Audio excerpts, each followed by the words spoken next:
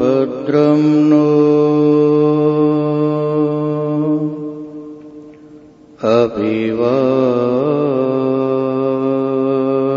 अभिवादयमनः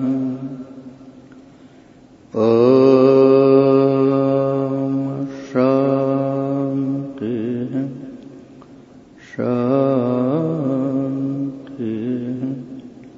शांति।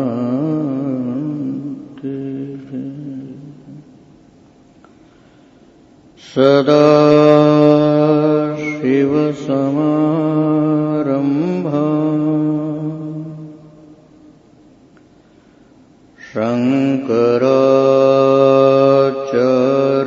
शङ्कराचार्यमध्यमा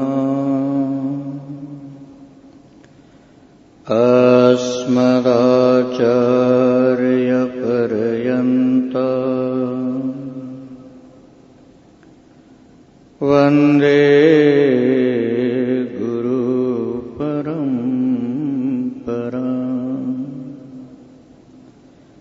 वन्दे गुरुपरम्परा।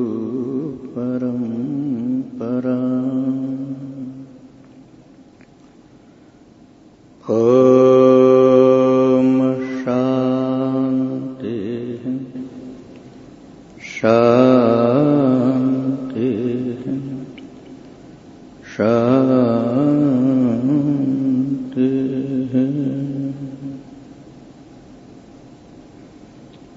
ओम शिव शिव शिव शिव शिव शिव शिव शिव शिव।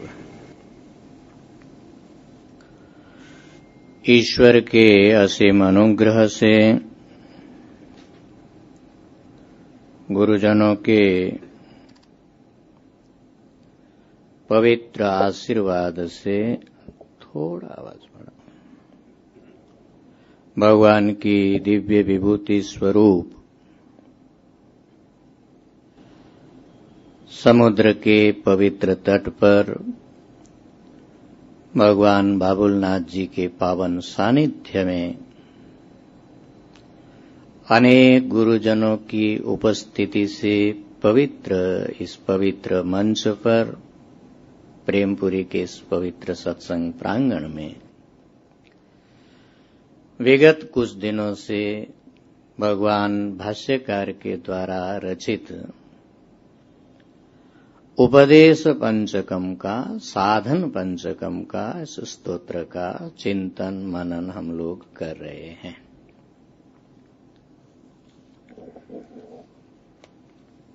कल तक प्रथम श्लोक का विचार पूर्ण हुआ। आज द्वितीय श्लोक के जो चिंतनीय बिंदु हैं, आगे की जो साधना यात्रा है, भगवान भाष्यकार उसको जिस ढंग से प्रतिपादित कर रहे हैं उसका हम लोग विचार करेंगे। साधना यात्रा के 8 पड़ाव कल पूरे हुए, प्रथम श्लोक भी पूरा हुआ। विचार के साथ जीवन में 8 पड़ाव आने में तो पूरे होने में और कितना समय लगेगा पता नहीं, परंतु 5 दिनों में चिंतन के 8 पड़ाव हम लोगों ने पार कर दिए। 8 स्टेप्स आपको आंख बंद करने से दिख रहे हैं कि नहीं दिख रहे? क्रमशः वेदो नित्यम अधीयताम तदुदितम कर्म स्वनुष्ठीयताम तेनेशस्य विधीयताम अपचितिः काम्ये मतिस् त्यज्यताम पावोघ परिधूयताम भवसुखे दोषोऽनुसन्धीयताम आत्मेच्छा व्यवसीयताम निज गृहात् तूर्णम विनिर्गम्यताम। आंख बंद करके दिखने चाहिए और 8वां जरूर दिखना चाहिए। आंख बंद करके ऐसा जब चिंतन करेंगे 8वां भी दिखना चाहिए। हम 7 तक तो आराम से आ ही जाते हैं, 8वें में हमारी गाड़ी अटकती है, वहां थोड़ा धक्का देने का। 8 पड़ाव हमारे पूरे हुए। साथ साथ में एक खुशखबरी हमको कल मिली थी, आप सबको भी मिली होगी। ठंडाई भी आपने पिया होगा, उसका भी एक उपलक्ष्य था। कुछ पड़ाव पूरे हुए हैं। आदरणीय गिरीश भाई के सुखद दाम्पत्य जीवन के 51 पड़ाव पूरे हुए। भगवान उनको खूब स्वस्थ रखें। देखो, उम्र तो चलती रहती है, तो काल की गति है और जीवन तो घटनाक्रम है, परंतु ये जो ईश्वर भक्ति है, संतों से, स्वाध्याय से, सत्संग से जो जीवन जुड़ा है, उसका मूल्य है, अमृत है। भगवान ऐसी शक्ति दें आपको, ऐसी प्रेरणा दें कि ये साधना की यात्रा ये चलती रहे सब सहसाधकों के साथ मिल करके। अब आइए जो आगे का क्रम है साधना का, उसका हम लोग चिंतन प्रारंभ करते हैं। एक बार द्वितीय श्लोक का उच्चारण कर दें। संग सत्सु विधीयताम् भगवतो भक्तिर्दृढाधीयताम् शान्त्यादिपरिचीयताम् दृढतरम् कर्मसु सन्तज्यताम् सद्विद्वानुपसृप्यताम् प्रतिदिनम् तत्पादुकासेव्यताम्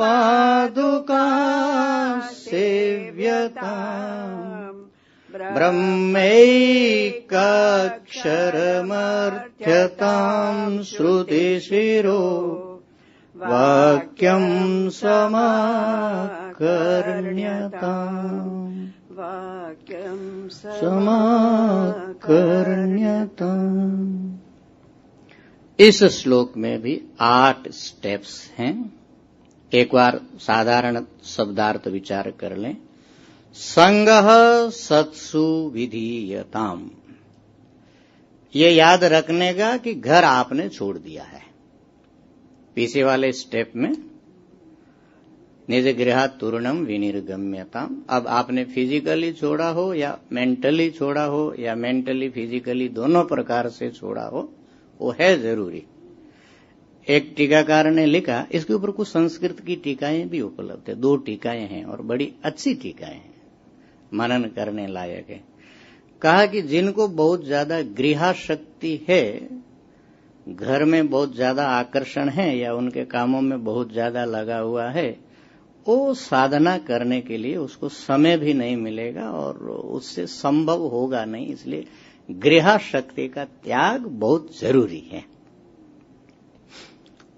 और ये प्रत्यक्ष दिखता ही है, आपके आंखों के सामने पड़ा है।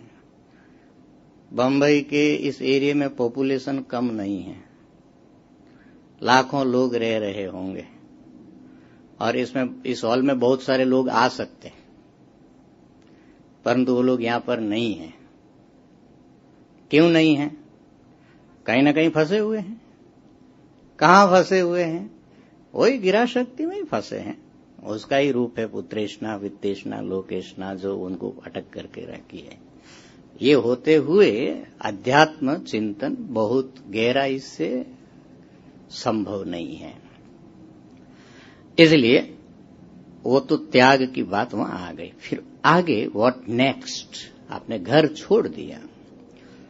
छोड़ दिया का मतलब है कि आप रिटायर्ड हो गए, आपने एक्टिवली पार्टिसिपेट करना बंद कर लिया, कॉन्शियसली अपने आप को आपने विड्रॉ कर दिया। विड्रॉ करने के बाद अब आप अपना समय कैसे बिताएंगे? क्योंकि ये एक बड़ा यक्ष प्रश्न आकर के आपके सामने खड़ा होता है। अब क्या करें? कर्ममय जगत का अपना एक व्यवस्था होती है, अपना एक आकर्षण होता है और अपने को बिजी रखता है, वो आदमी लगा रहता है। परंतु जब आदमी एक बार रिटायर्ड हो जाता है तो प्राय अब महानगरों का जीवन तो ऐसा हो गया कि बच्चा बच्ची जो है वो अपने अपने कैरियर के यात्रा पे निकल पड़े हैं। कोई एब्रोड सेटल हो गया, कोई अपने ससुराल चला गया, कहीं चला गया, तो फिर बाद में अकेले ही बसते हैं। प्राय शहरी जीवन ऐसा ही हो गया है।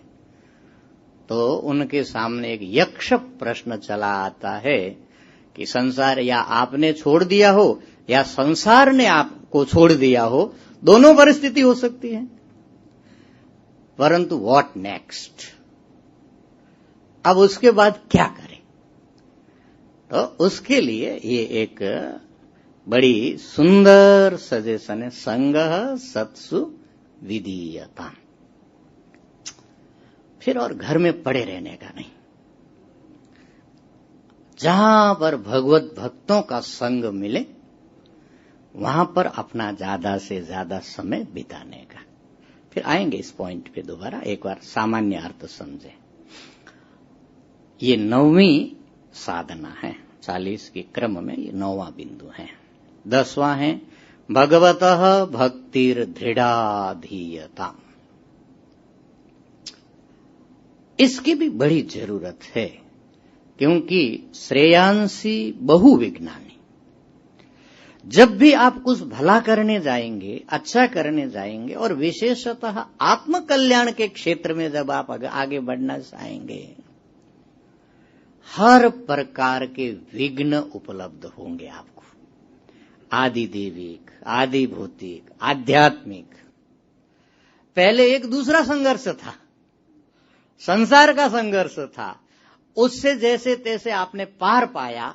अब आप एक किनारे पहुंचने की कोशिश कर रहे हैं, अब आप अध्यात्म में लग रहे हैं, परंतु वहां पर भी बहुत सारे चैलेंज आपके सामने खड़े होते हैं। हमारे शास्त्रों में यहां तक वर्णन है कि देवता ही आकर के विघ्न करते हैं। ऐसा होता है, मां, आपके पास कोई एक पशु है आपका बड़ा पालतू, आप बड़े प्रेम से उनको पाल रहे हैं, आप चाहेंगे कि वो खुल करके कहीं चला जाए किसी दूसरे के पास? नहीं ना जाने देंगे। तो ऐसा ही कुछ हिसाब किताब है। आएंगे, फिर उसमें आएंगे। ये ऐसा ही हिसाब किताब है मां, ऐसा है, शास्त्र में ऐसा वर्णन है। इन विघ्नों से पार होने के लिए क्या करने का? भगवतो भक्तिर दृढ़ाधीयताम्, भगवान की शरण लेने का, भगवान की भक्ति, भगवान का आश्रय लेने का। ये जो कुछ नासमझ लोग आचार्य शंकर के ऊपर ये जो अपवाद लगाते हैं, शंकराचार्य जी का सिद्धांत ठीक नहीं है, वो भक्ति नहीं करने देते हैं, वो जो है किसी दूसरे जगत में ले जाते हैं, ये बकवास मात्र है। उन्होंने आचार्य के हृदय का स्पर्श ही नहीं किया। जो बंदा अपने से विधान कर रहा है, भगवतो भक्तिर दृढ़ाधीयताम्, कब? श्रवण मनन निधि ध्यासन से पहले। श्रवण की यात्रा तो अभी आगे शुरू होगी, उससे पहले वो एक सिक्योरिटी गार्ड तैयार कर रहे हैं आपके लिए, निर्विघ्न आपकी साधना चलती रहे, इसके लिए भगवतः भक्तिर दृढ़ाधीयताम्। ये 10वां। फिर अब ये समय आ गया कि आपको एक गुरु की जरूरत है। इतने परिपक्व हो जाने के बाद अब आपको गुरु माने एक पर्सनल गाइड चाहिए आपका, जिसके साथ गहन एक आध्यात्मिक संबंध विकसित हो और वो संबंध आपको ब्रह्म में परिनिष्ठित कर दे। ऐसा एक फादरली फिगर चाहिए आपको, जिसके सानिध्य में, जिनके श्री चरणों में बैठ करके आप आध्यात्मिक रूप से विकसित हो। उसको बता रहे हैं सद्विद्वान। अच्छा, उससे पहले 2 साधनाएं और है। शांत्यादि परिचीयताम। अब घर छोड़ दिया है, सत्संग निरंतर चल रहा है, भगवान की भक्ति भी आप कर रहे हैं। अच्छा, ये जो 40 चीजें हैं ना, इसको आप शांति से कभी बैठ करके विचार करके देखना। जो भी थोड़े सजग साधक हैं, 40 के 40 आपके जीवन में है, आपको मिलेगी, कम ज्यादा मात्रा में मिलेगी। सब अधपकी है, मात्रा बड़ी कम है, उसको भगवान भाष्यकार चरम पर ले जाना चाह रहे हैं।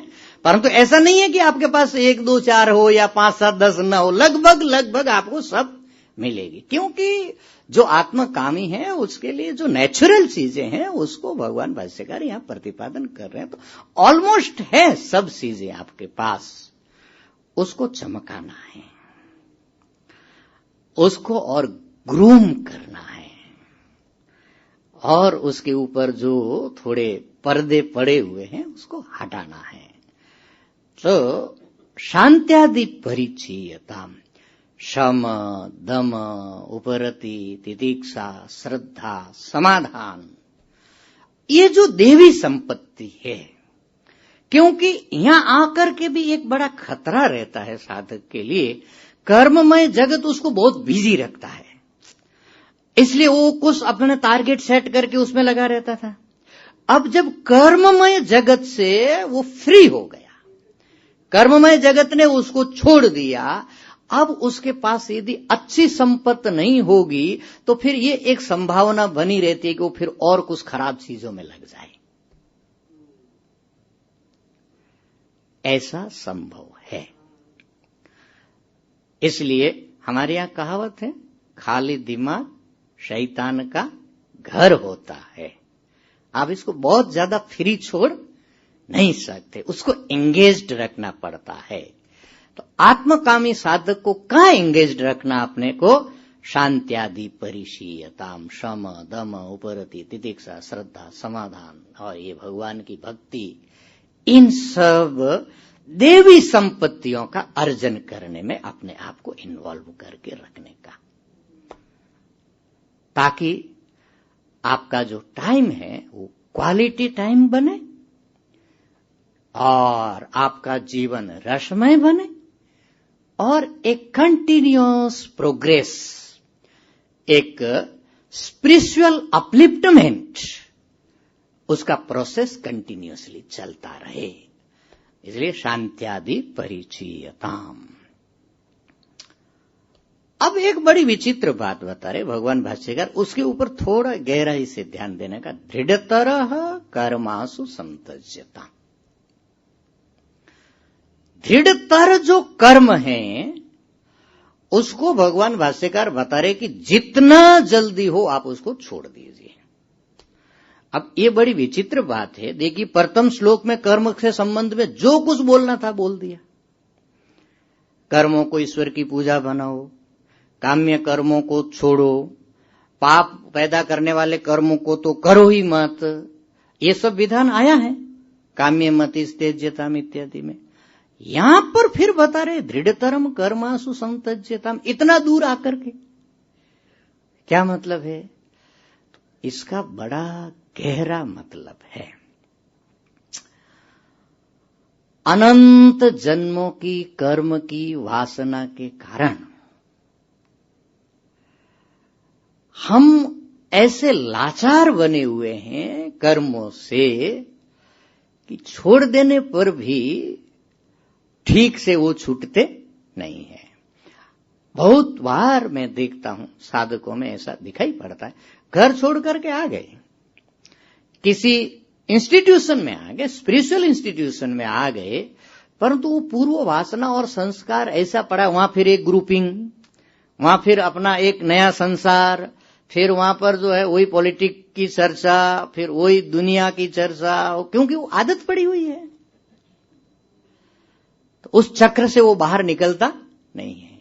घर से बाहर निकला, शरीर बाहर निकला, परंतु मन अभी बाहर निकला नहीं है। क्यों? क्योंकि उसको जन्म जन्मांतर के ऐसे संस्कार पड़े हुए हैं। इसलिए भगवान भाष्यकार कह रहे हैं कि फिर अपने को थोड़ा और रिफाइन करने का, जो यूजलेस एक्टिविटीज हैं उसमें अनावश्यक समय व्यर्थ करने का कोई मतलब नहीं है। हम बहुत अपना टाइम प्राय जब डिस्कशन करते हैं तो इसमें खपाते हैं कि पाकिस्तान में अभी जो क्राइसिस क्रिएट हो गई इमरान में और सेना में, क्या समाधान होना चाहिए, इमरान को क्या करना चाहिए, सेना को क्या करना चाहिए, जो बाइडेन को अभी किस प्रकार से जो है दुनिया के साथ बिहेव करना चाहिए, रसिया और यूक्रेन का युद्ध कैसे रुक सकता है, हमारे ये जनरली टॉपिक होते हैं। और जिनके पास टाइम ज्यादा होता है उनके लिए ये टॉपिक ज्यादा चलते हैं। भगवान भाष्यकार यहाँ पर कहे कि भैया ये असल में क्यों करते हैं हमको पता है कि पाकिस्तान में क्या होने वाला, उससे हमको बहुत ज्यादा नफा नुकसान डायरेक्टली होने वाला नहीं है। एक ग्लोबल वर्ल्ड विलेज होने के कारण जो इफेक्ट पड़ेगा वो तो पड़ेगा, परंतु हमारे बहुत पर्सनली कंसर्न नहीं है। रसिया का युद्ध और यूक्रेन का युद्ध कैसे रुकेगा कैसे नहीं रुकेगा हमारा बहुत पर्सनल कंसर्न नहीं है, पर हम ऐसे इन्वॉल्व होते हैं जैसे माने हमारे इस डिस्कशन से ही कुछ निकल के आने वाला है जिससे सब समाधान होने वाला है। 1-2 घंटा कब निकल गया हमको पता ही नहीं चलेगा। ऐसा उल्टा सीधा काम करने का नहीं। दृढ़तर कर्म आसु समत्यज्य ताम, जो वासनाएं पड़ी है कर्मों की, जो मन को बार बार उधर प्रेरित करती है, तो यहां पर गुरु लोगों ने यह अर्थ किया कि श्रवण मनन निधिध्यासन से विपरीत जो भी कर्म है, जो आपको श्रवण मनन निधिध्यासन से दूर ले जा रहे हैं, उसमें तनिक भी इंटरेस्ट लेने का नहीं तो पूरा समय उसमें सब निकल जाएगा। आपके पास श्रवण मनन निधिध्यासन करने के लिए समय बचेगा नहीं। फिर तो एक बार कबीर ने बहुत परेशान होकर के यही कहा, भाया आए थे हरि भजने को ओटन लगे कपास, घर से निकले थे तो ये हरि भजने को और ऐसे फंस गए कि फिर कपास ही ओटने लग गए, माने किसी दूसरी चीजों में इन्वॉल्व हो गए जो अल्टीमेटली यूजलेस है। इसलिए दृढ़तर कर्मासु संत्यज्य ताम। इतनी तैयारी करने के बाद अब आपको जरूरत है पर्सनल गाइड की, जिसकी मैं पहले बात कर चुका हूं, सद्विद्वान उपसृप्यताम। ये आपके आध्यात्मिक जीवन के जो सर्वे सर्वा बनेंगे, जो आपके सद्गुरु बनेंगे और आपको अध्यात्म जगत में एक नए राज्य का राजा आपको बनाएंगे। वो कैसे होने चाहिए? सत होने चाहिए और विद्वान होने चाहिए। सत्पुरुष हो, उनका जीवन बड़ा पवित्र होना चाहिए, त्यागमय होना चाहिए। मेरे गुरुदेव प्राय ऐसा जब प्रसंग आता है तो साधकों को 2 बात बताते हैं कि देखो, इस दुनिया में अच्छे अच्छे कर्म करने वाले सब महापुरुष हैं, परंतु 2 प्रकार की निष्ठा होती है, एक कर्मनिष्ठा और एक ब्रह्मनिष्ठा। किसी भी कर्मनिष्ठ गुरु के पास यदि आप गए तो घुमा फिरा करके आपको वो क्या करेंगे? कर्म में ही लगाएंगे भैया, कारण उनकी निष्ठा ही उसमें है, उनकी आस्था ही उसमें है, वो उसी प्लेटफॉर्म पर जी रहे हैं, तो आपको किसमें लगाएंगे? जिस पे वो जी रहे हैं। इसलिए इस मामले में साधक को थोड़ा केयरफुल होने का, कर्म निष्ठा से थोड़ा सावधान रहने का भैया, ऐसे महापुरुष का पल्ला पकड़ने का जो कर्मनिष्ठ ना हो, नहीं तो फिर आपको घुमा फिरा करके कर्म में ही लगे रहना पड़ेगा। बहुत अच्छी बात है अच्छे अच्छे कर्म करना है, फ्री विद्यालय चलाना, फ्री हॉस्पिटल चलाना, गरीबों के लिए बहुत अच्छी अच्छी प्रवृत्तियां चलाना, उसमें रात दिन लगे रहना बहुत अच्छा काम है, परंतु उसकी एक सीमा है। आखिर कर्म का फल क्या है? चित्त शुद्धि। उतना होने के बाद ही आप यदि इधर आए हैं तो मैंने वो जो गीता जी का श्लोक आपको याद दिलाया था 6 अध्याय का, आरुरुक्षो मुनेर योगम कर्म कारणम उच्यते योगारूढ़स्य तस्यैव शमः कारणम उच्यते। तो एक सीमा आती है जब साधक को अपने पूरे कर्ममय जगत का एक कॉन्शियस एनालिसिस करना पड़ता है, अब मुझे कितना इस चीजों में सब मुझे अपने आप को इन्वॉल्व करना है। इसलिए ब्रह्मनिष्ठ गुरु की आपको जरूरत है। ब्रह्मनिष्ठ गुरु का, अच्छा इसमें फिर एक बड़ा लफड़ा होता है। ये प्रसंगों पे तो बोलना ही है, मुझे दोबारा पुनः आना है। अभी तो एक सामान्य डिस्क्रिप्शन हो रहा है इस पॉइंट का। फिर लोग खोजते रहते कि हमको जब कोई ब्रह्मज्ञानी मिलेगा तभी हम गुरु बनाएंगे। फिर किसी में जो है उनकी रुचि बनती ही नहीं है, उनको दोष ही दोष देता है, ये भी ब्रह्मज्ञानी नहीं, अरे ये भी ब्रह्मज्ञानी नहीं, अब ये भी ब्रह्मज्ञानी नहीं। तो इस विषय में भी थोड़ा सावधान रहने का। जिनके मार्गदर्शन से, जिनके सानिध्य से आपके मन में भोगों के प्रति विरक्ति आए, और क्योंकि ब्रह्मज्ञानी आपको मिलेंगे कि नहीं मिलेंगे इसकी तो कोई गारंटी नहीं है। मिल भी जाएंगे तो हम पहचान पाएंगे कि नहीं पाएंगे इसकी भी कोई गारंटी नहीं है। परंतु एक कॉमन सेंस हमारे पास होना चाहिए, जिनका संग करने से, जिनके उपदेश सुनने से भोगों के प्रति हमारे मन में विरक्ति आए और ईश्वर के प्रति अनुरक्ति आए, वो महापुरुष आपका भला करेंगे। ऐसे महापुरुष का सानिध्य लेने का, अरे दूरबीन देख करके खोजने का नहीं, कहां ब्रह्मज्ञानी मिलेगा वहीं मैं जाऊंगा। हो सकता है आप खोजते रह जाए और आपका टाइम पास हो जाए, आपको फिर वो अवसर न मिले। इसलिए जरा सावधान होने का इस मामले में, है ना। ये जो साधना है ना, जीवन को साधना, ये बहुत सजगता मांगती है। यहां न तो पूर्वाग्रह होना चाहिए, न दुराग्रह होना चाहिए, न उत्तराग्रह होना चाहिए, केवल सदाग्रह होना चाहिए। पूर्वाग्रह का मतलब है हम अपनी कुछ पूर्व समझों को लेकर के पकड़ करके बैठे, हमने एक फ्रेम बना के रखा है कि ऐसा ही होना चाहिए, इसको बोलते हैं पूर्वाग्रह। आपने कुछ चीजें पहले से ही तय करके रखी है और वो चीजें आपका आग्रह बन गई है, अब हर चीज पे आप उसको थोपना चाहते हैं। आप ओपन नहीं हैं, आप ओपनली एनालिसिस करने के लिए ओपन माइंडेड नहीं हैं, तो आप अध्यात्म के जगत में बहुत गहरे नहीं जा सकते। और कभी कभी बहुत दुराग्रह होता है। दुराग्रह का तो मतलब है कि इसको ऐसा ही होना चाहिए और यदि ऐसा नहीं है तो किसी काम का नहीं।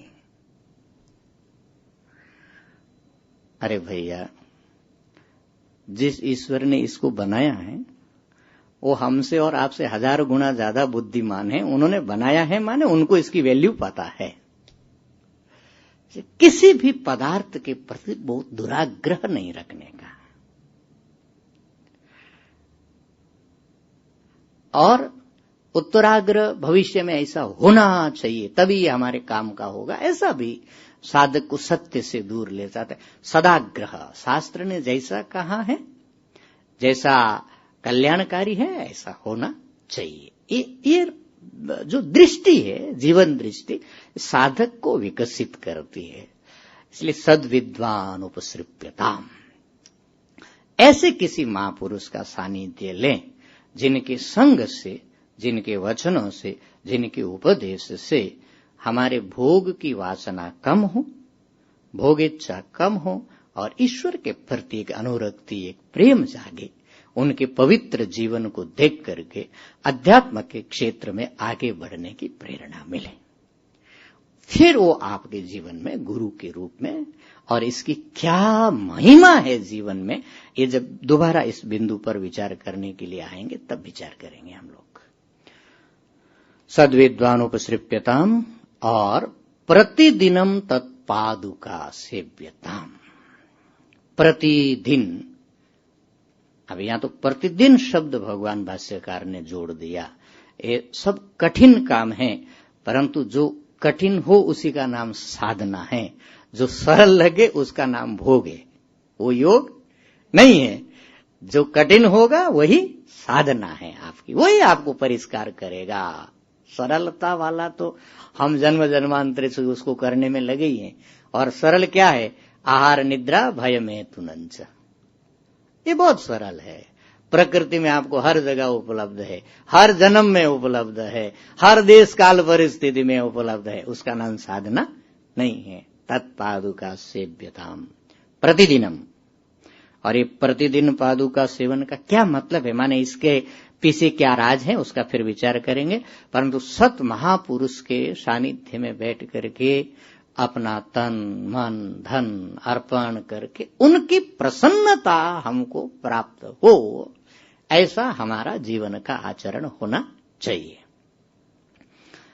तत्पादुके सेव्यताम प्रतिदिनम, प्रतिदिनम तत्पादु, कहीं कवर पादुका पाठ है, कहीं कवर पादुके पाठ है, क्योंकि प्रथमा के द्विवचन में स्त्रीलिंग आकारांत शब्द हो तो के रूप बनेगा, दोनों पाठ भेद मिलता है। पादुका माने उनके चरण की सेवा करना चाहिए, और माने उनकी प्रसन्नता आपको प्राप्त हो, ऐसा आपका जीवन आचरण होना चाहिए।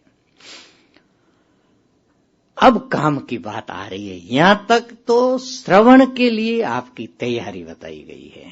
कितने स्टेजेस हो गए? लगभग मेरे ख्याल में 14 स्टेजेस हो गए यहां पर। तत्पादुके प्रतिदिनम सेव्यताम। अब श्रवण प्रारंभ हो रहा है, जो मुक्ति के साधना का अंतरंग साधन है, श्रवण मनन निधिध्यासन। उसमें जो पहली साधन है ब्रह्मैकाक्षरमर्त्यताम। अब ऐसे जो सद विद्वान गुरु के रूप में आपको उपलब्ध हुए हैं, जिनकी सेवा में आपने अपने आप को संलग्न कर दिया है, उनके सानिध्य में बैठ करके ब्रह्म क्या है, जीव क्या है, मैं कहां से आया हूं, बंधन क्या है, मोक्ष कैसे मिलता है, इसकी साधना कैसे करनी चाहिए, ये सारे प्रश्न उनको निवेदन करना चाहिए। ब्रह्मैकाक्षरमर्त्यताम, एकाक्षर ब्रह्म क्या है, उसकी उपासना कैसे करे, तो इसके भीतर ये सारे प्रश्न समाहित हैं। मैं कौन हूं, मैं कहां से आया हूं, ये बंध क्या है, मोक्ष क्या है, माया क्या है, ये जो अविद्या को निवारण करने वाली जो साधना है, और विशेष करके जो विचार प्रधान साधना है, उसकी जिज्ञासा, उसका प्रश्न, ये अब अंतरंग जिज्ञासा है। एक जिज्ञासा उसको पैदा हुई थी आत्मेच्छा व्यवसीयताम। शास्त्र ने बताया कि आत्मा को जाने बिना कृतार्थता हो नहीं सकती, इसलिए मुझे आत्म तत्व को जानना चाहिए। वो जिज्ञासा थी। उससे घर छोड़ा, फिर उससे संतों के संग में गया, फिर और विपरीत कर्मों का त्याग किया, और किसी महापुरुष को खोज करके उनके चरणों में जाकर के बैठ के सेवा करके अब उसने प्रश्न उपस्थापित किया कि एकाक्षर ब्रह्म क्या है, या ब्रह्म की साधना क्या है। ब्रह्मैकाक्षरमर्त्यताम और श्रुति शिरो वाक्यम समाकरण्यताम। श्रुति माने वेद, और उसके शिरो वाक्य माने वेदांत उपनिषद, उनका आप गुरु के मुख से श्रवण करिए। ये आपने जो है ब्रह्म की साधना का, वहां समझिए कि ब्रह्म की तरफ जाने वाली जो बस है, उस बस को आपने पकड़ लिया, अब उसमें आप बैठ गए साधना की। अब वो बस आपको ब्रह्म में ले जाएगी। श्रुति शिर वाक्य समाकरण्यताम, वेदांत का श्रवण। ये जो जीवन है, कोई भी साधक वो यहां तक पहुंच गया है, वो कैसे भी कपड़े पहन रहा हो, किस प्रकार से भी जीवन जी रहा हो, ये पक्का सन्यासी है। ये सन्यास की अवस्था में ही ऐसा संभव हो सकता है। इसलिए ये जो श्रुति ने विधान किया, सन्यस्य श्रवणम कुर्यात्, सन्यास किसके लिए है? श्रवण करने के लिए है। अब ये अपने गुरु के शरणों में बैठ करके, सानिध्य में बैठ करके वेदांत का श्रवण कर रहा है। आत्मावारे द्रष्टव्य श्रोतव्य मंतव्य निधिध्यासितव्य, ये श्रवण मनन निधिध्यासन की साधना उसकी प्रारंभ हो गई। उसमें पहली साधना है श्रवण। यहां तक ये प्रथम जो द्वितीय श्लोक है, उसको श्रवण में ला करके इसकी भगवान भाष्यकार परिसमाप्ति कर रहे हैं। ये 8 स्टेजेस हैं। सत्पुरुषों का संग करना, भगवान की भक्ति करना, शब्दमादि का अभ्यास करना, साधना के विपरीत कर्मों का त्याग करना, सद्गुरु का सानिध्य लेना, उनकी सेवा करना, उनसे प्रश्न करना और उनके श्रीमुख से वेदांत का श्रवण करना। यहां तक ये आपको द्वितीय श्लोक की साधना पहुंचा रही। अब आइए जो प्रथम बिंदु है, इनके ऊपर थोड़ा और विस्तार से हम प्रत्येक बिंदु के ऊपर थोड़ा विचार कर लें, ताकि ये साधनाएं हमारे जीवन के और सन्निकट आ जाए और हमें अपना पता चल जाए कि अपने इधर स्थिति क्या है, हम कहाँ खड़े हैं। असल में ये जो स्वाध्याय है, ये जो चिंतन है, ये जो मनन है, इसका अर्थ इतना ही है, हमें अपना चेहरा ठीक ठीक से दिखे, हमारे अपनी स्थिति का हमको पता चले, मैं कहाँ खड़ा हूं और मुझे कहाँ तक पहुंचना है, आगे मेरा टारगेट अभी कितना दूर है। यही इसका मुख्य उद्देश्य है। संगः सत्सु विधीयताम्। आप थोड़ा सा गहरा विचार करके देखेंगे, हमारे जीवन में जो चीज बहुत गहराई से प्रभाव डालती है वो है संग। हमारा फ्रेंड सर्किल कैसा है, हमारा जीवन किस ढंग से ग्रो होगा, कैसे हम विकसित होंगे, सफलता और असफलता का रेशियो क्या होगा, हमारे जीवन में साधुता या असाधुता का रेशियो कैसा रहेगा, सद्गुण या दुर्गुण हमारे भीतर कौन कौन सी चीजें किस मात्रा में विकसित होगी, ये सबसे ज्यादा इस पर डिपेंड करता है आपका फ्रेंड सर्किल कैसा है, किस प्रकार के लोगों के संग में आप उठते बैठते हैं। ये समाज में एकदम स्पष्ट दिखाई पड़ता है।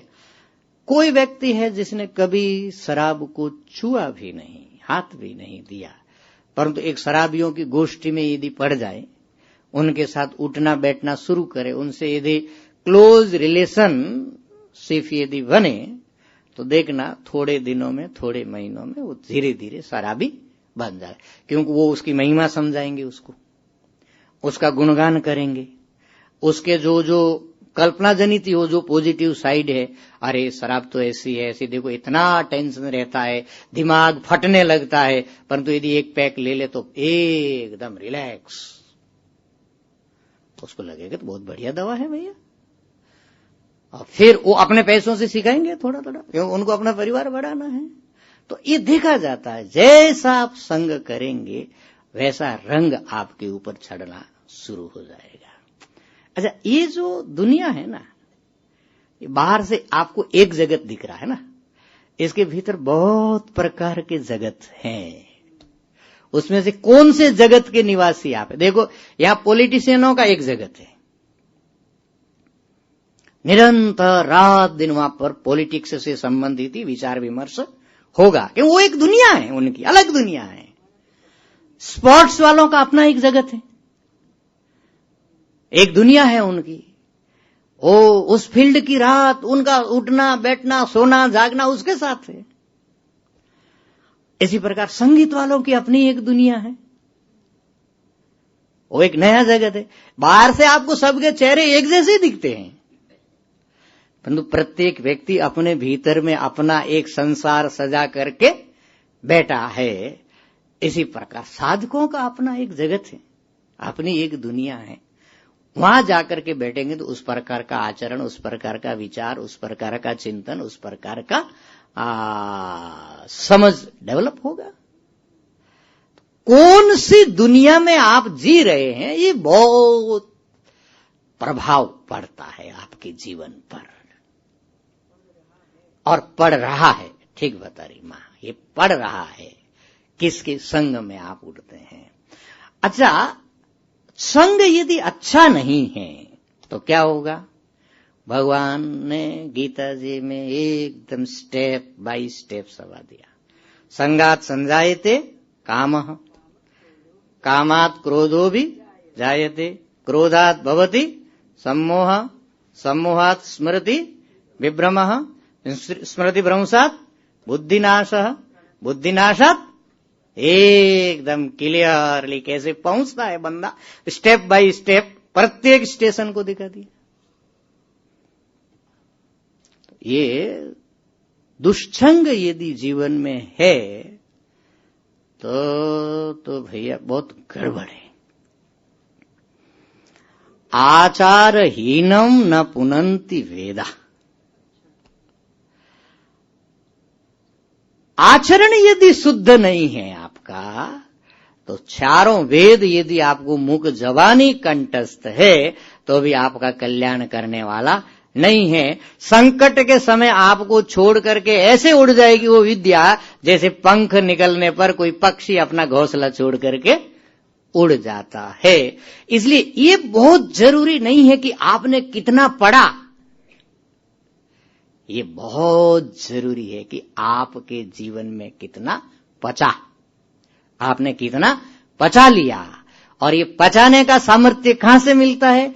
आपने किसका संग किया, आपके संगी साथी कैसे हैं, उनके साथ बैठने से आपका विचार विमर्श कैसा होता है, चिंतन कैसा होता है, मनन कैसा होता है, वो जीवन को भीतर से विकसित करता बनाता है। हमारा जीवन क्या है? जैसे ये बिल्डिंग है, एक ईंट के ऊपर दूसरी ईंट, दूसरी ईंट के ऊपर तीसरी ईंट, तीसरी ईंट के ऊपर चौथी ईंट, ऐसे सुनते सुनते 5 माला बन गई। हमारा जीवन भी एक विचार के बाद दूसरा विचार, दूसरे के बाद तीसरा विचार, तीसरे के बाद चौथा विचार, ऐसे दीवाल जैसे ईंटों से विकसित होती है, ऐसे हमारा जीवन चरित्र विचारों से विकसित होता है। और ये ईंटा सप्लाई होती है जो मटेरियल सप्लाई करने वाले हैं उससे, और विचारों की सप्लाई कहां से होती है? हमारे फ्रेंड सर्किल से। वो हमको क्या करते हैं? मटेरियल सप्लाई करते हैं विचारों का, उससे हम अपने जीवन रूपी इस बिल्डिंग को गढ़ते हैं। इसलिए आपके अच्छे दुकानों के साथ आपका लेन देन होना चाहिए, अच्छे दुकानदारों के साथ।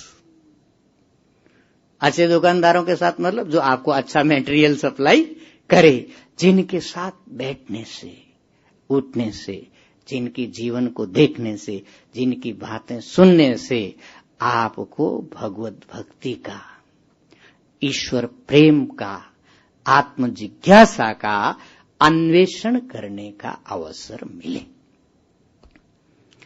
ये रिटायर्ड लाइफ वालों के लिए बताया जा रहा है, जिन्होंने घर छोड़ दिया है, उनको फिर क्या करने का, उनको नेक्स्ट मैनेज कैसे करने का। संगः सत्सु विधीयता। ये जो संग है ना, एक तो दुष्संग का क्या प्रभाव होता है गीता जी के आधार पर हमने बता ही दिया। संग के बारे में बहुत कुछ हमारे गुरु लोगों ने विचार किया। एक बड़ा प्रसिद्ध श्लोक है, आप लोगों ने सुना होगा और बहुत बार सुना होगा, गुरु लोग उसको सुनाते ही हैं। ये मदालसा मां की उक्ति है, संगः सर्वात्मना हेयः। इससे मिलता जुलता एक श्लोक भागवत जी में भी मिलता है, अन्य पुराणों में भी मिलता है। संगः सर्वात्मना हेयः। संघ के बारे में हमारे गुरु लोगों का कॉन्सेप्ट एकदम क्लियर है। क्या करने का? सर्वात्मना हेयः, किसी के साथ करने का ही नहीं। क्यों? क्योंकि भैया असंगो ही अयम पुरुषः। इस जीव का स्वरूप क्या है? असंग है। उसको आप यदि किसी के संग में पटकोगे तो कुछ डाउनग्रेड ही करोगे, आप अपग्रेड नहीं कर रहे हो।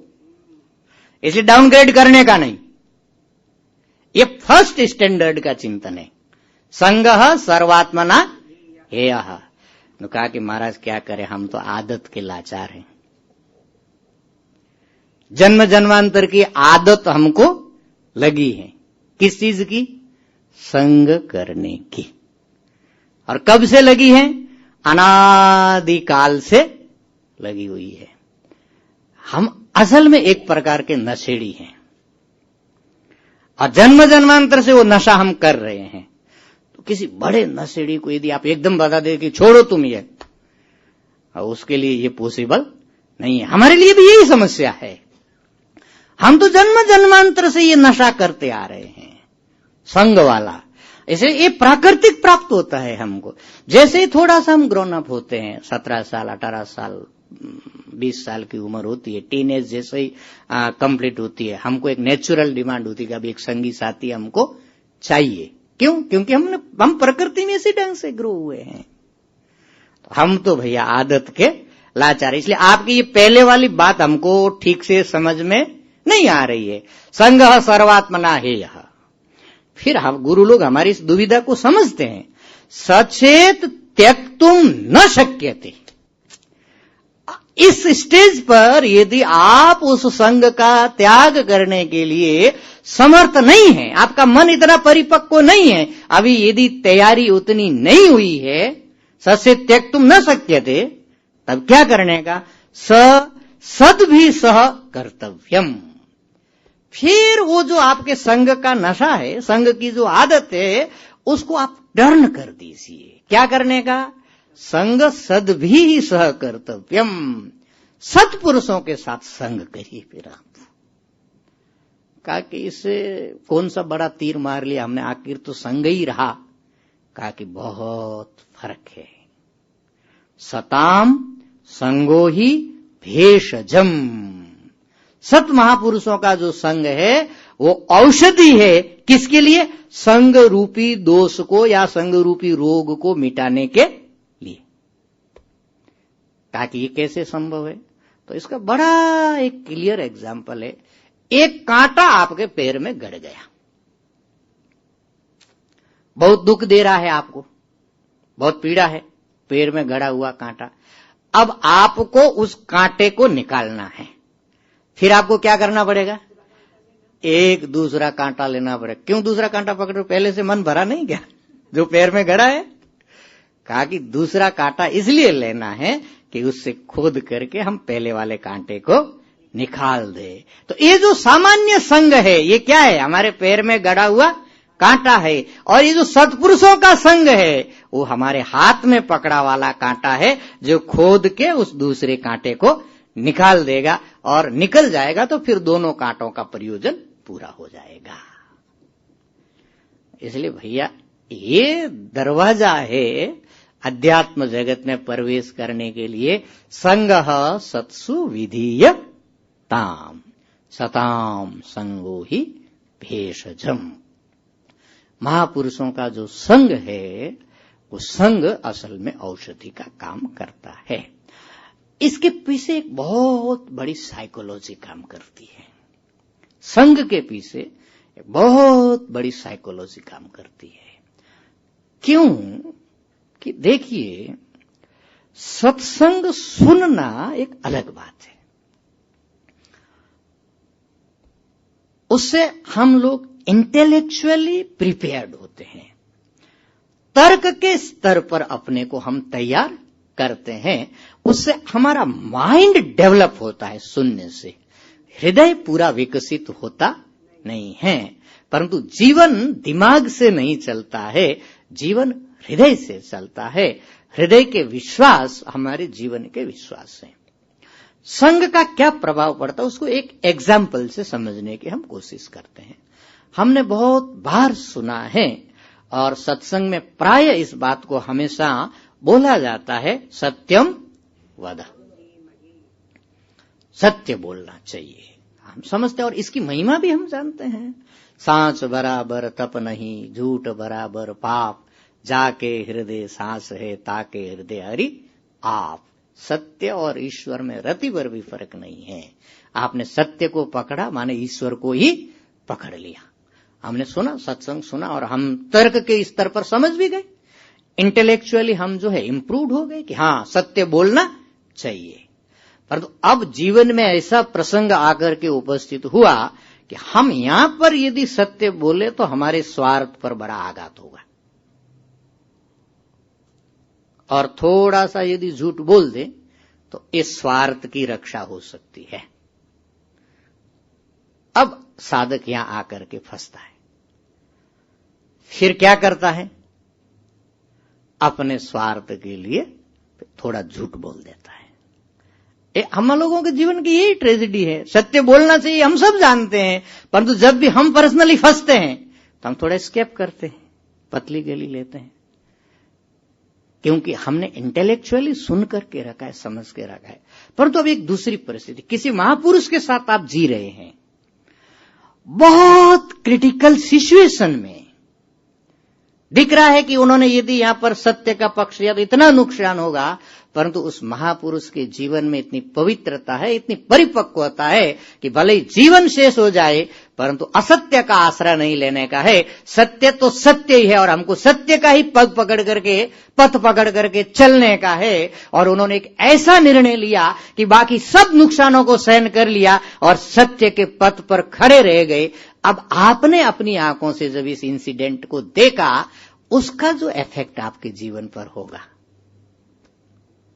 वो 50 लेक्चर से भी उतना इम्पैक्ट आपके मानस पर नहीं पड़ेगा, क्योंकि आपने एक लाइव डेमोन्स्ट्रेशन देखा कि सत्य में कितनी ताकत है।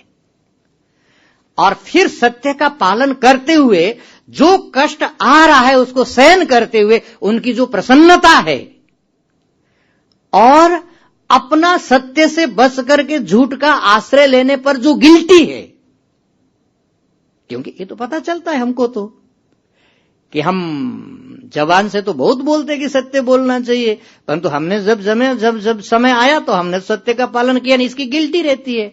और उस महापुरुष को देख रहे हैं कि उन्होंने नुकसान सहन कर लिया परंतु सत्य को पकड़ के रखा और इसके फलस्वरूप जो उनके जीवन में प्रसन्नता है, ये दोनों आपके सामने एकदम उदाहरण बन करके खड़ा है।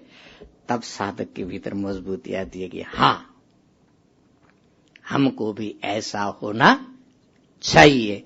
ये किसी महापुरुष के संग से ही संभव है भैया, ये केवल लेक्चर से संभव नहीं है। इसलिए संग सत्सु विधीयता, ये तो एक एग्जाम्पल दिया। इसी प्रकार भक्ति का, इसी प्रकार त्याग का, इसी प्रकार प्रेम का, ये जो सारी देवी संपत्ति है इसका रास्ता खुलता है कब? किसी सत्पुरुष का संग करने से। उनके जो जीवन की विश्वास है, उनकी जो निष्ठाएं हैं, उनके जो जीवनचर्या है, वो हमारे पूरे साइक को, हमारे पूरे साइकोलॉजी को, हमारे पूरे थिंकिंग पैटर्न को, हमारी पूरी लाइफस्टाइल को बहुत गहराई से ट्रांसफर करता है। और बहुत बार तो ऐसा होता है कि उनको बहुत कुछ बोलना नहीं पड़ता है, उनके जीवन का आचरण देख करके हम सीखते हैं। और ये बात बड़ी सच्ची है और आप लोगों ने तो अनुभव किया होगा, क्योंकि अब जीवन के बहुत बसंत आप देख चुके हैं और संसार में रोल हो करके आप पर्याप्त पक चुके हैं और आपने एक जनरेशन को पूरा अपने पैरों पर खड़ा किया है, अपने बच्चों को जीवन जीने के लायक बनाया है। इसलिए ये अनुभव आपको अच्छी तरह से हो गया होगा।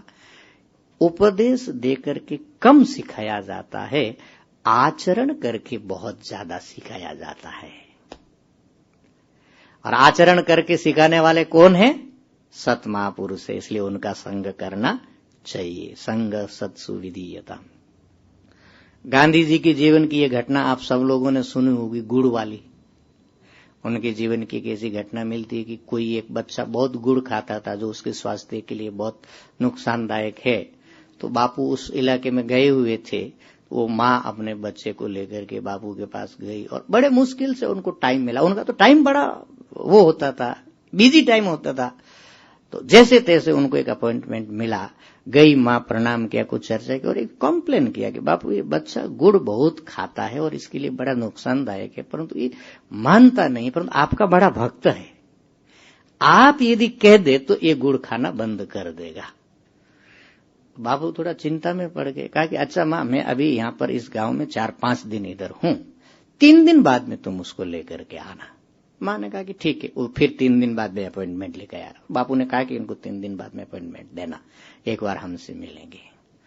तो माँ 3 दिन बाद में बच्चे को लेकर के आई, बैठे, कुछ सामान्य विचार विमर्श हुआ और बातचीत करके बच्चे को बापू ने बड़ा सिर पे प्रेम से हाथ फेर कर कहा कि बच्चा ऐसा है, गुड़ खाना बेटा अच्छी बात नहीं है।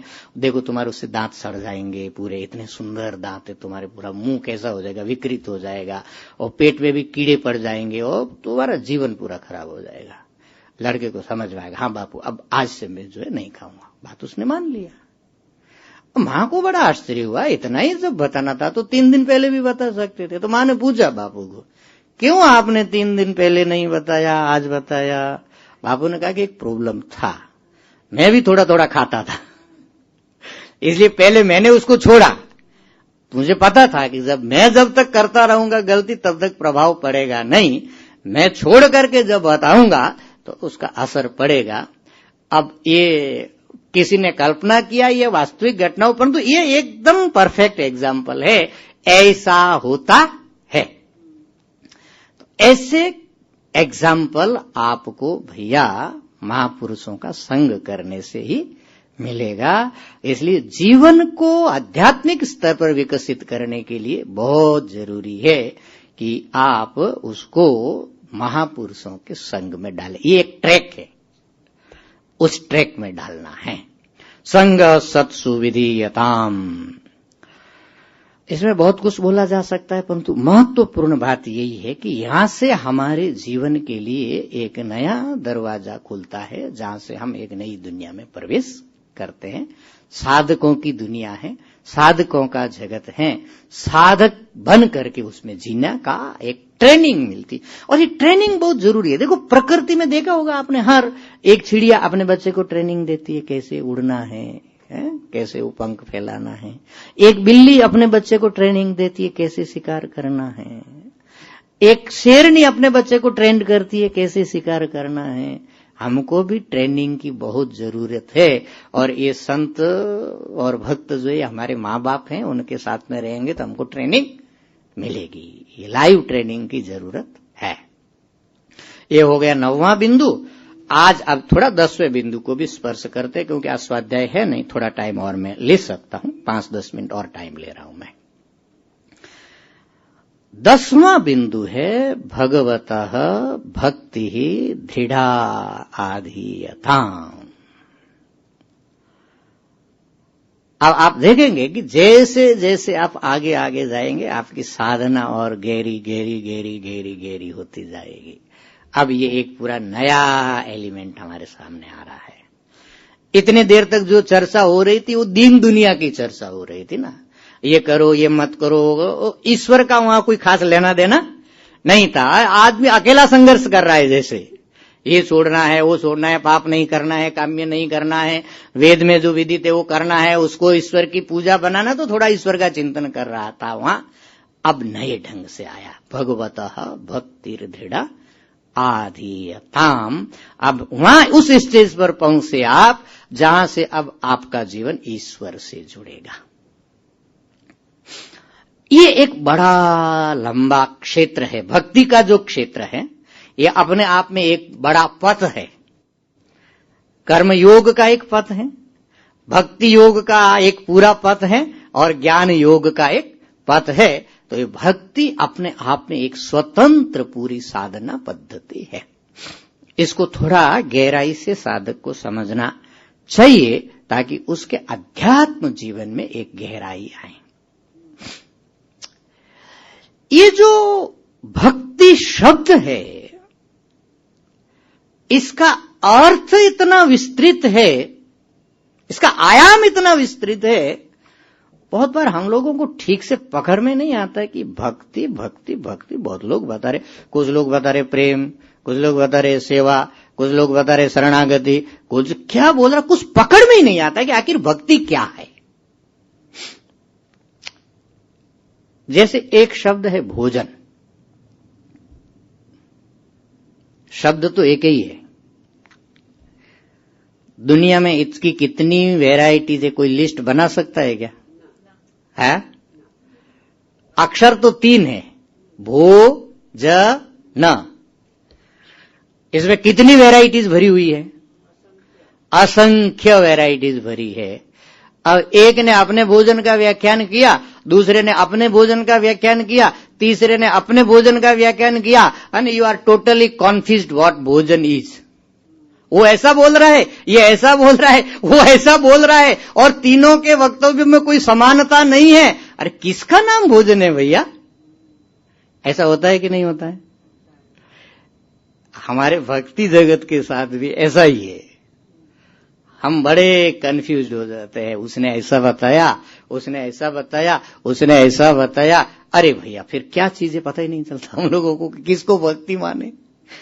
और भक्ति की जो रेंज है कहां से शुरू होती है? भगवान के सामने आपने एक अगरबत्ती जला करके रखा, ये भी क्या है? भक्ति का एक स्तर है। एक स्तर की ये क्या है? भक्ति है। दूसरा, आप उनके प्रेम में गदगद होकर के उनके विरह में आंसू बहाते हुए रो रहे हैं। बड़ी विरह की वेदना आएगी, कब आओगे घनश्याम मेरे जीवन में। झरझर आंसू झर रहे, इसका नाम क्या है? ये भी भक्ति है।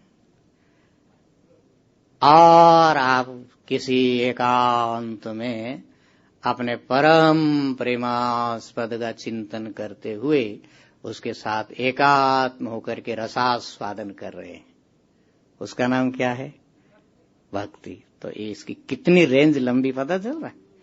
कहां अगरबत्ती और कहां विरह में फूट फूट करके रोना, उसके बीच तो लंबी चौड़ी दुनिया है एक पूरी भक्ति की।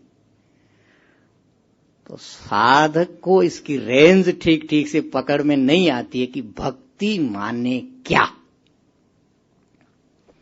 अच्छा बताइए तो एक दो शब्द में भक्ति माने क्या? किसको भक्ति कहते हैं? शरणागति। ठीक, एक एस्पेक्ट आया। शरणागति का नाम प्रेम। अच्छा, एक बार प्रेम आ गया शरणागति के साथ, एक दूसरा शब्द बोल दिया, प्रेम। और क्या भक्ति है मां? भक्ति करती हो कि नहीं? विश्वास। देखो एक तीसरा शब्द आ गया, विश्वास। इसका मतलब है वात्सल्य। एक चौथा शब्द आ गया, वात्सल्य। इसका मतलब एक भक्ति के बहुत फेस है। सब लोग भक्ति की ही बात कर रहे हैं, परंतु सबके विचारों में समानता नहीं है। कोई शरणागति को, कोई प्रेम को, कोई वात्सल्य को भक्ति समझ रहा है, और सब भक्ति की ही बात कर रहे हैं।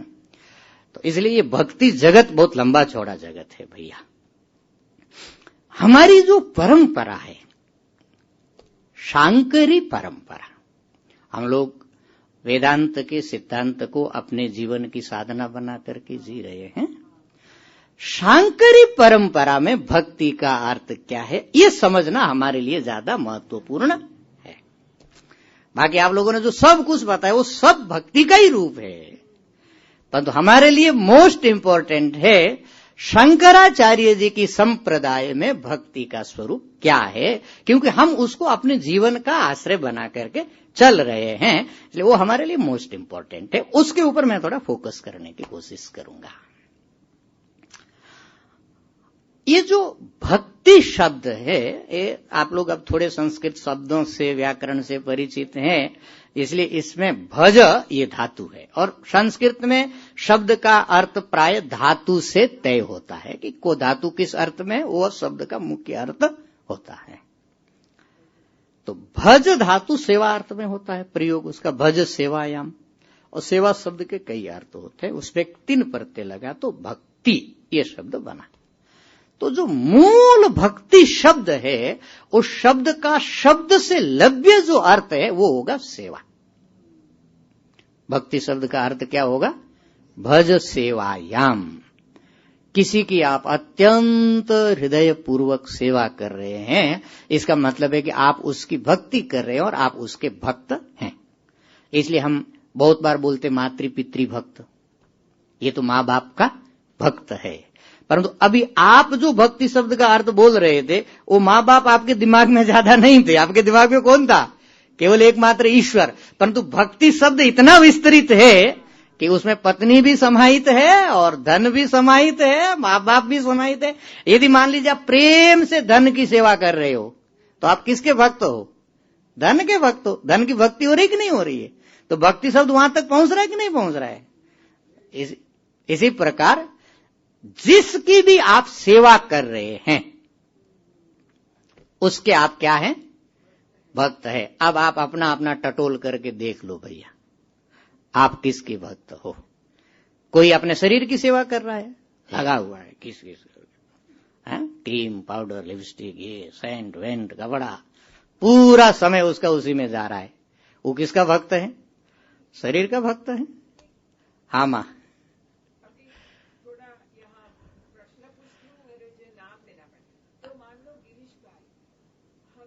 सेवा ही कर रहे हैं, ये चला के आप भी हमारे से, तो क्या आप हमारे भक्त हो गए? ये हमारे, हम आपके भक्त नहीं हुए, हम सत्संग के भक्त हुए। तो ये क्या हमारे भक्त हो? ये संप्रदाय के भक्त हुए, एक संप्रदाय की सेवा कर रहे हैं, आचार्य के सिद्धांत को नियमित रूप से चला रहे हैं। हम सत्संग के भक्त हैं, आचार्य के भक्त हैं, भगवान की बात सुना रहे, हम आपको भगवान के भक्त हैं। हाँ, हम अपने जो सेवा आपका, जिसकी आप सेवा कर रहे हैं, हम किसकी सेवा कर रहे हैं, उस दृष्टि से यदि देखते हैं कि अब हम आपकी मानसिक, क्योंकि भक्ति के फिर शारीरिक भक्ति होती है, मानसिक भक्ति होती है, वाचिक भक्ति होती है, उसके बहुत स्तर है, परंतु ये एक माने फिलोसॉफी है, जिसकी आप सेवा करते हैं उसके आप भक्त हैं। हम संप्रदाय की सेवा कर रहे हैं, हमारे अपनी जो अद्वैत संप्रदाय है, वो गुरु परंपरा से प्राप्त जो ज्ञान है वो साधकों तक पहुंचना है कि हम एक प्रयास कर रहे हैं, और ये हमारा यदि निष्काम प्रयास यदि है तो ये हमारे पूरे गुरु परंपरा की सेवा है, और ये हमारी इस सिद्धांत के प्रति भक्ति है, श्रद्धा है, निष्ठा है, तभी हमारे मुंह से निकल रहा है। तो हम एक भक्ति कर रहे हैं, इसमें कोई दो राय नहीं है। और ये लोग जो कर रहे हैं उनके प्रति निष्ठा है, उनके प्रति बड़ी प्रेम है, और उनका ये विश्वास है कि ये करने से सबका भला होगा, इसलिए उस दृष्टि से वो भक्ति कर रहे हैं। भक्ति का मतलब है सेवा, भज सेवायाम। किसकी सेवा? सेवा शब्द जब भी आएगा तो वहां पर दो चाहिए, एक सेव्य चाहिए और एक सेवक चाहिए जो उसकी सेवा कर सके। इसलिए इस स्तर से जब विचार करेंगे तो भक्ति में हमेशा दो सत्ता चाहिए। ये भक्ति का एक प्रारंभिक रूप है, एक सेव्य होगा, एक सेवक होगा। तो इससे भी भक्ति का बहुत स्वरूप क्लियर होता नहीं है। एक हम अपने कल्पना के साथ बिठा करके देखते हैं, परंतु भक्ति के बारे में भगवान का जो दृष्टिकोण है, भगवान कृष्ण का जो स्टेटमेंट है, उससे थोड़ा सा भक्ति का रूप निखर करके सामने आता है। गीता जी के 7वें अध्याय से भक्ति योग प्रारंभ होता है, 12वें अध्याय तक भक्ति की पूरी भक्ति प्रधान चर्चा होती है। 7वें अध्याय का जो प्रथम श्लोक है, वहां पर हमारे संप्रदाय से सिद्ध भक्ति का रूप क्या है, वेदांत की भक्ति कैसी है, उसका भगवान कृष्ण ने बड़े कंडेंस्ड रूप से वर्णन किया है। 7वें अध्याय का प्रथम श्लोक क्या है, और एक लाइन में ही कर दिया उन्होंने, मय्यासक्त मनः पार्थ योगम युञ्जन मदाश्रया असंशयम समग्रम माम यथा ज्ञास्यसि तत्शृणु। इस श्लोक को थोड़ा आप गहराई से यदि विश्लेषण करेंगे तो हमारे यहां भक्ति से क्या समझा जाता है वो थोड़ा क्लियर होगा। भगवान ने 3 चीज बताई वहां पर, जिसके भी प्रति आपके जीवन में 3 चीज है, आप उसके भक्त हैं। पहले सेवा था, अब सेवा शब्द का थोड़ा विस्तार कर रहे हैं। सेवा का मतलब क्या? क्योंकि सेवा से हम प्राय समझते हैं कि शरीर से कुछ करना, तो केवल शरीर से करने का नाम सेवा नहीं है। आप जो मन से करते हैं वो भी सेवा होती है, आप यदि वाणी से कुछ कर रहे हैं वो भी सेवा होती है। परंतु भगवान ने वहां पर क्या रूप रखा है? सबसे पहला सेवा का एक एलिमेंट रखा, मय्यासक्त मनः। मई माने परमात्मा में, मुझ में, आसक्त मनः। यहां पर एक प्यारा शब्द प्रयोग किया भगवान ने, आसक्त। आसक्त का मतलब होता है लगा होना। तो भक्ति का एक एलिमेंट है हमारे मन का लगाव। जब तक किसी सत्ता से हमारे मन का लगाव यदि नहीं बनेगा तो उसके भक्त हम नहीं बन सकते। इसलिए ईश्वर का भक्त यदि बनना है तो ईश्वर के प्रति हमारे मन का लगाव होना चाहिए, हमारी आसक्ति होनी चाहिए। इसी को प्रेम शब्द से कहा गया हमारे शास्त्रों में, रति शब्द से कहा गया, आसक्ति शब्द से कहा गया, मय्यासक्त। गिरीश भाई ने जिसको बताया वात्सल्य। एक मां का अपना मन अपने बच्चे में किस प्रकार लगा होता है। छोटा शिशु हो, पालने में सोया हो, माँ पूरा घर का काम कर रही है, परंतु ऐसा लगता है जैसे माँ का मन दो भागों में विभक्त हो गया है। एक भाग ऊपर ऊपर से काम कर रहा है और एक भाग इनरली कनेक्टेड है अपने उस शिशु के साथ। ये मन की मय्यासक्त स्थिति है।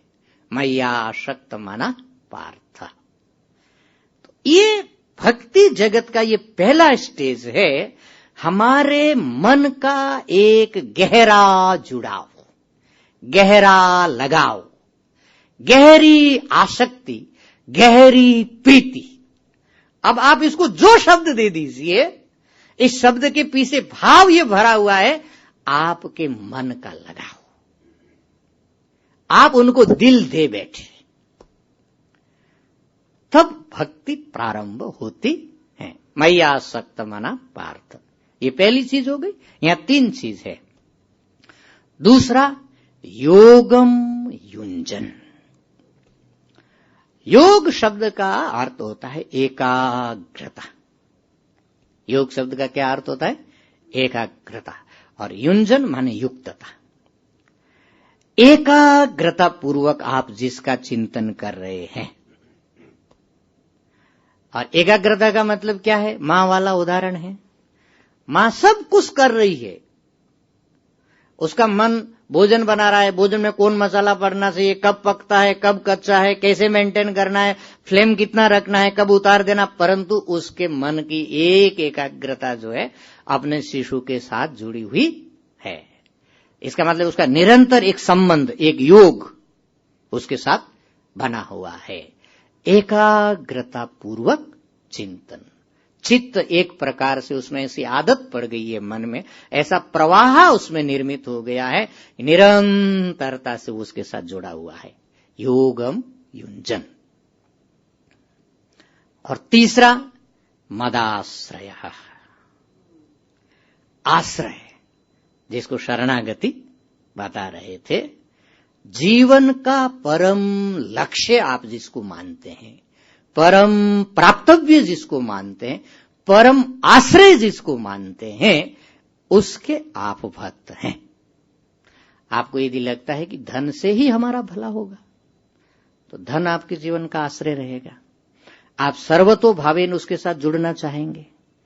आपको यदि लगता है कि कोई व्यक्ति हमारे जीवन का आश्रय है, तो आप उस व्यक्ति के प्रति उसको आप आश्रय मानेंगे, सर्वतोभावेन आप उसके साथ जुड़े रहेंगे, या किसी वस्तु को, किसी परिस्थिति को, या परमात्मा को। ये फील्ड पूरा खुला है भक्ति का।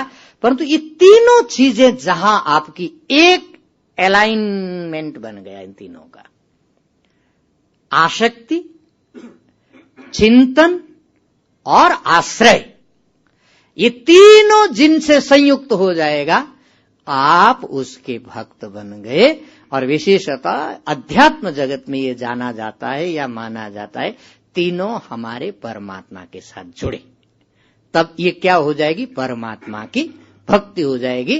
परंतु भक्ति में ये 3 एलिमेंट हैं, आसक्ति, चिंतन और आश्रय। तो जिसमें आप आसक्त हैं, जिसका आप दिन रात चिंतन कर रहे हैं, और जिनको आप अपने जीवन का आश्रय मान रहे हैं, और ये तीनों इंटरडिपेंडेंट हैं, एक के साथ जुड़ी हुई हैं। किसी को आपने आश्रय मान लिया, यही अब हमारे जीवन का एकमात्र सहारा है, तो उनका चिंतन अपने आप प्रारंभ हो जाएगा और उसमें अपने आप प्रेम विकसित हो जाएगा। भक्ति किधर से शुरू होगी, ये प्रत्येक व्यक्ति का अपना अपना एक हिसाब किताब होता है। किसी को प्रेम पहले आता है, किसी को आश्रय पहले आता है, किसी को चिंतन पहले आता है, परंतु ये तीनों आपस में जुड़े हुए हैं। किसी से आपका गहरा प्रेम हो गया, सडनली हो गया, तो धीरे धीरे आप मानेंगे कि अब आपके जीवन का आश्रय वही है, और फिर आपको आपका अखंड रूप से चिंतन भी उसी का चलेगा। और अचानक कोई आपके चिंतन का विषय बन गया, तो धीरे धीरे उसमें प्रेम विकसित हो जाएगा और आपको लगेगा कि अब हमारे जीवन का आश्रय यही हमको पहुंचना है। इसी प्रकार आश्रय के साथ भी जुड़ा है। तो भक्ति शब्द का ये अर्थ है कि ईश्वर हमारे प्रेम का, हमारे चिंतन का और हमारे जीवन का आश्रय हमको दिखाई दे, तब आपकी ईश्वर के प्रति भक्ति निर्मित होती है। ये आचार्य शंकर ने इस श्लोक को जैसे व्याख्यात किया, भगवान ने क्या वो दृष्टि बताई। एक दृष्टि और है हमारे संप्रदाय में बड़ी प्रसिद्ध, उसका कल मैं चर्चा करूंगा। और इस दृष्टि को हम कैसे विकसित करें, इसके बारे में हमारे मधुसूदन स्वामी जी ने भक्ति सोपान, उनका एक ग्रंथ है भगवत भक्ति रसायन,